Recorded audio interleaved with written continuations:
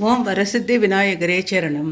யோசிப்போம் நலமாய் வாழ எந்த ஒரு காரியத்தையும் யோசித்து செஞ்சால் சிறப்பாக செய்யலாம். இன்றைக்கி வீடியோவில் சுலபமான கால்கள் பயிற்சி பார்க்கலாம். போன வீடியோக்களில் தலைப்பயிற்சி, கைகள் பயிற்சி பார்த்தோம். அந்த வீடியோக்கள்லாம் பார்த்து அதே மாதிரி ப்ராக்டிஸ் பண்ணுங்க. இன்றைக்கி கால்கள் எக்ஸசைஸ் சொல்லித்தரேன். அனைவருக்கும் வணக்கம். முதலாவது எக்ஸசைஸு, வலது காலை வட்டமாக சுற்ற வேண்டும். ஒரு 5 முறை இல்லை 10 முறை செய்யலாம். அதையே ரிவர்ஸில் சுற்றணும். இதுவும் 5 முறை 10 முறை உங்களுக்கு எவ்வளோ முடியுதோ அவ்வளோ செய்யுங்க. அதே போல் இடது காலையும் சுற்றணும், வட்டமாக சுற்றணும். அதே போல் ரிவர்ஸ்லேயும் சுற்றணும். இது முதலாவது எக்ஸசைஸு. ரெண்டாவது எக்ஸசைஸு, நான் சைடில் திரும்பி செய்கிறேன்.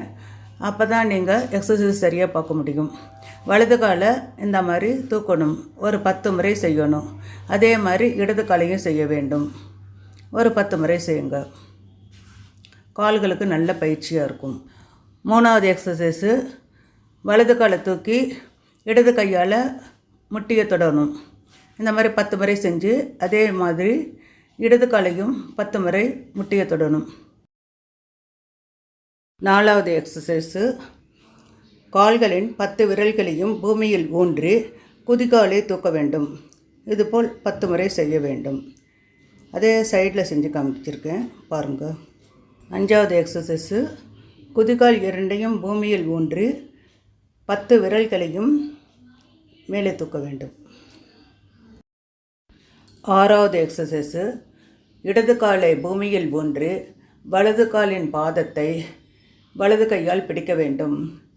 10 வினாடிகள் இதுபோல் இருக்க வேண்டும். பின்னர் 10 வினாடிகள் நின்று கொண்டு மீண்டும் இதேபோல் செய்ய வேண்டும். பின்னர் வலது காலை ஊன்றி இடது கால் பாதத்தை இடது கையால் பிடிக்க வேண்டும். ஒரு 10 வினாடிகள் செஞ்சு நார்மல் நிலைக்கு வந்துடணும். 2 கால்லே நிற்கணும். பின்னர் மீண்டும் இதுபோல் செய்ய வேண்டும். இதுபோல் மாற்றி மாற்றி செய்யணும். ஏழாவது எக்ஸசைஸ், கால்கள் இரண்டையும் சேர்த்து கொண்டு கைகள் இரண்டையும் மேலே தூக்கி பின்னர் கால்கள் இரண்டையும் தொட வேண்டும். இதுபோல் 10 முறை செய்ய வேண்டும். எட்டாவது எக்ஸசைஸு, தரையில் உட்கார்ந்து கொண்டு கால்கள் இரண்டையும் நீட்டி கைகள் இரண்டையும் மேலே தூக்கி பின்னர் 2 கால்களின் விரல்களையும் தொட வேண்டும். இதுபோல் கைகளை மேலே தூக்கி பின்னர் கால் பாதங்களின் விரல்களை தொட வேண்டும். 9வது எக்ஸசைஸ், கால்களை அகலமாக வைத்துக்கொண்டு வலது கையால் இடது காலின் விரல்களை தொட வேண்டும். அதேபோல் இடது கையால் வலது காலின் விரல்களை தொட வேண்டும். இதுபோல் மாற்றி மாற்றி செய்ய வேண்டும்.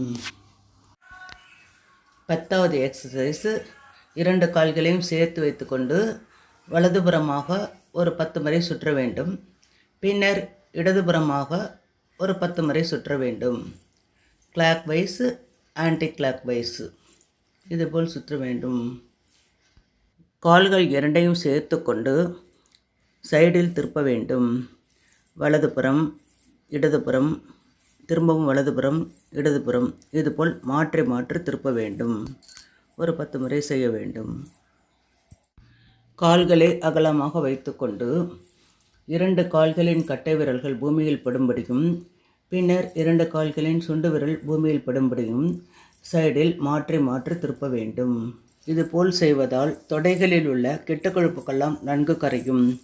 இரத்த ஓட்டம் சீராக பாயும். 13வது எக்ஸசைஸு, இடது காலின் மேல் வலது காலை வைத்து பாதத்தை சுற்ற வேண்டும். அதேபோல் வலது காலின் மேல் இடது காலை வைத்து பாதத்தை சுற்ற வேண்டும். இதுபோல் மாற்றி மாற்றி செய்ய வேண்டும். 14வது எக்ஸசைஸ், இடது கால் மூட்டுக்கு கீழ் வலது காலின் பாதத்தை வைக்க வேண்டும். 30 வினாடிகள் கழித்து வலது கால் மூட்டுக்கு கீழ் இடது கால் பாதத்தை வைக்க வேண்டும். 30 வினாடிகள் கழித்து திரும்பவும் முன்பு போல் செய்ய வேண்டும். இதுபோல் மாற்றி மாற்றி 10 முறை செய்ய வேண்டும். இதுபோல் செய்தால் கால் பாதங்கள் வலிகள் போகும். 15வது எக்ஸசைஸு, கால்களை நேராக நீட்டி உட்கார்ந்து கொண்டு வலது கால் இடது காலை மாற்றி மாற்றி தூக்க வேண்டும். இதனால் தொடைகள், கால்கள் இவற்றுக்கு நல்ல பயிற்சி ஏற்படும். 16வது எக்ஸசைஸு, கால்களை நேராக நீட்டி உட்கார்ந்து கொண்டு வலது பக்கம் 2 கைகளையும் பூமியில் தொட வேண்டும். அதேபோல் 2 கைகளையும் இடது பக்கம் பூமியில் தொட வேண்டும். இதுபோல் மாற்றி மாற்றி செய்ய வேண்டும். இதனால் இடுப்பில் உள்ள கொழுப்புக்கள் கரைவதற்கு பயன்படுகிறது. கைகள் கால்களுக்கும் நல்ல பயிற்சி.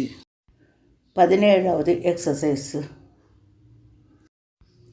கால்களை மண்டியிட்டு உட்கார்ந்து கைகளை மேலே தூக்கி பின்பக்கமாக வளைக்க வேண்டும். முதுகையும் வளைக்க வேண்டும். இதுபோல் செய்தால் முதுகுவலி ஏற்படாது. முதுகுவலி இருந்தாலும் விரைவில் குணமாகும். கால்களை மண்டியிட்டு அந்தந்த குதிகால்களை அந்தந்த கைகளால் பிடிக்க வேண்டும். இதுபோல் 5 முறை அல்லது 10 முறை செய்யலாம். முதுகுவலி ஏற்படாது. 19வது எக்ஸசைஸ், கால்களை மண்டியிட்டு உட்கார்ந்து கொண்டு கைகள் 2ஐயும் அந்தந்த பக்கத்தில் பூமியில் படுமாறு வைத்து தலைப்பகுதியில், அதாவது நெற்றி பகுதி பூமியில் பட வேண்டும். 10 வினாடிகள் கழித்து மீண்டும் மண்டியிட்டு உட்கார்ந்து கொண்டு திரும்பவும் இதுபோல் செய்ய வேண்டும். 10 வினாடிகள் கழித்து மீண்டும் மீண்டும் இதுபோல் செய்ய வேண்டும். 5 முறை அல்லது 10 முறை செய்யலாம். இதுபோல் செய்தால் தொப்பை ஏற்படாது. வந்த தொப்பையும் குறையும். வயிறு சமமாக இருக்கும். வயிறு குறைவதற்கு இது ஒரு அருமையான எக்ஸசைஸ்.